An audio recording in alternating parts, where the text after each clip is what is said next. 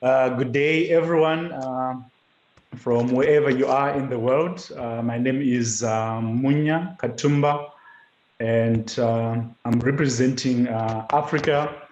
I'm working for AIDS Funds. Just a sec.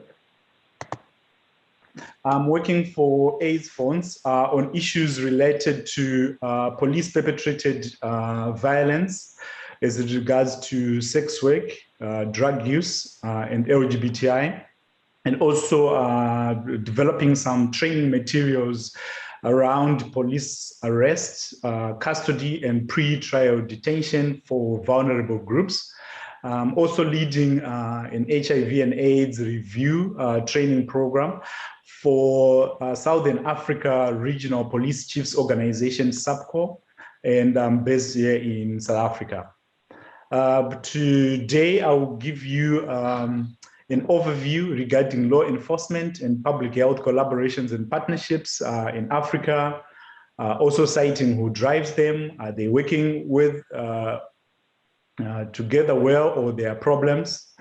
Share a bit of some of the challenges and give one or two examples from the Africa region. So regarding the situation of collaborations, we've seen quite a number of them, especially in responding to epidemics and pandemics. Good example would be HIV and AIDS, STIs, as well as the COVID-19. We've also seen quite a lot of collaborations around agenda setting and policy reviews on gender-based violence, as well as also on counterinsurgents or responses to terrorism when it happens within civil spaces, civilian spaces, addressing issues of rape, disease, and death.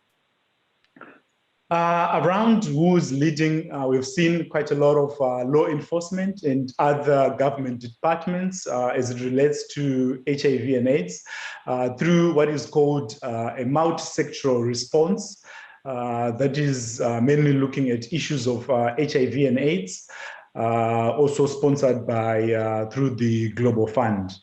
There's also been quite a lot of law enforcement and civil society organizations addressing issues of human rights, key populations around abortion and the rights of girls and women's rights.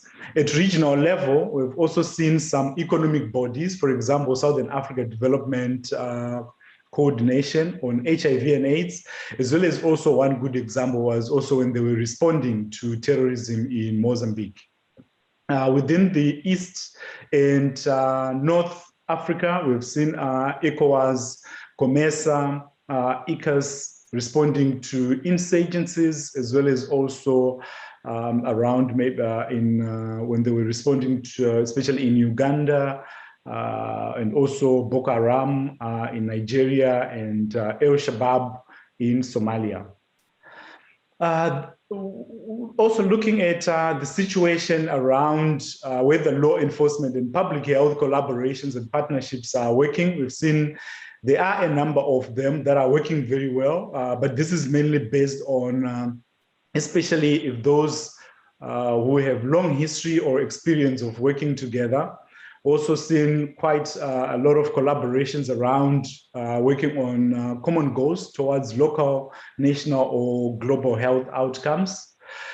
Despite some other collaborations doing quite well, we've also seen antagonism around civil society organizations. Is most of the times blame is put on law enforcement, especially on issues around human rights and lawful arrest and so forth.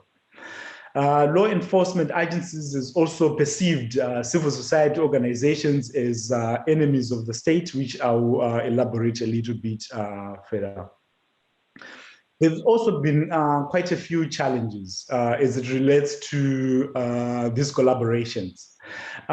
Within Africa, a lot of countries, they have laws that criminalize same-sex relationships, sex work, as well as drug use.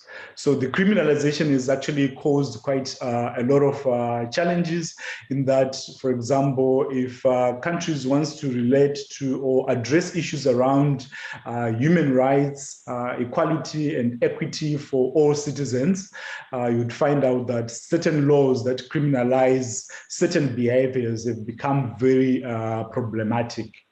Also, in terms of sex work, there are lots of laws around prostitution that when law enforcement enforces these laws, there have been a lot of socio-economic challenges as it relates to sex workers, as well as also a lot of issues around health and the way the certain communities address or seek health services. There's also been a lot of challenges as we've seen quite a number of backlashes, especially when you see either donors or what we term the global north, especially with the embassies that have tried to address issues around human rights, is seen as that they were supporting immoral behaviors, for example, if it's around human rights for same-sex relationships. Some of the challenges that are around collaborations have been that civil society organizations, they are very flexible when it comes to the way either they implement projects and programs or the way they are structured, which has been very problematic when it comes to collaborations, especially looking at law enforcement as rigid, bureaucratic, protocol-driven, which makes a lot of processes to be lengthy. And this has been very problematic when you look at issues of program deliverables, which in most cases you find out that civil society organizations give up. There's also been lack of financial and human resource to maintain these collaborations. You look at issues of projects and programs that sometimes, even if the collaborations are started, there is lack of financial and human resource to implement. But also, despite these challenges, we have also seen that there are collaborations that are working quite well within the Africa region as it relates to violence and gender-based violence. For example, in Mozambique, a group of sex workers within Mozambique has been advocating for years to work with law enforcement, especially as it relates to dealing with issues of police-perpetrated violence. And we've seen police being allies of sex workers in tackling violence in Mozambique.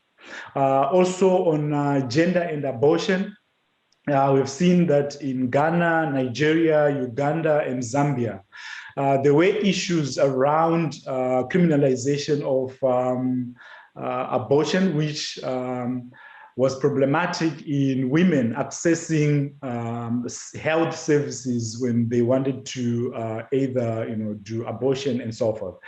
So the good story that comes from these countries, they developed some training materials, as well as also they've started some trainings around issues of abortion, and we've seen that the collaboration is quite working well between law enforcement as well as women groups or organizations that are advocating for gender and abortion. The last one has been in South Africa, where South African Police Service, together with civil society organizations, they've started a collaboration in addressing issues relating to drug use, violence, gender identity, expression, and sexual orientation, where civil society organizations together with police have been trainers in ensuring that police officers adhere to issues, or they are well knowledgeable and they change their attitudes around policing vulnerable groups as it relates to sex work, LGBTI, and drug use. Thank you very much. That's all I had for the Africa region.